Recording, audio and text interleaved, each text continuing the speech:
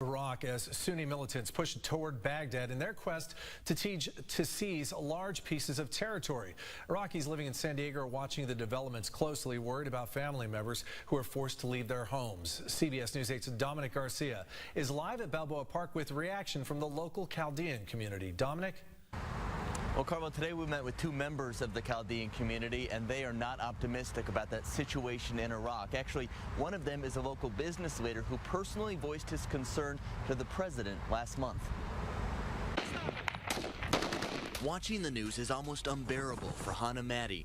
Still, he can't turn it off. It's very hard, just like seeing your own people like die in front of you. Madi is a Chaldean, or Iraqi Christian, who moved to the U.S. at age 15 and still has many relatives in Iraq.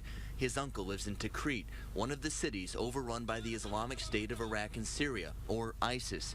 He hasn't heard from them in 3 days. Every day they call on people more and more and more and more, like, this is not fair. It's just a disaster. Mark Arabo is also a Chaldean and the president of the Neighborhood Market Association, which represents many Iraqi-owned stores in San Diego. We asked him what he'd like to see the U.S. do. We're hoping that the United States, with like-minded nations, will lead from behind and support a mass exodus of all Christians and minorities to resettle in other regions. He says that is the only solution when it comes to protecting Iraqi Christians.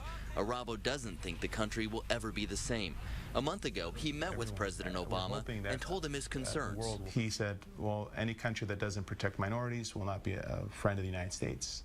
So it was a general statement answer. And so far, the U.S. hasn't made any big decisions, making it that much more agonizing for people like Hana. I would love, like, everybody just pray for them and then tell everybody, like, they can be safe over there.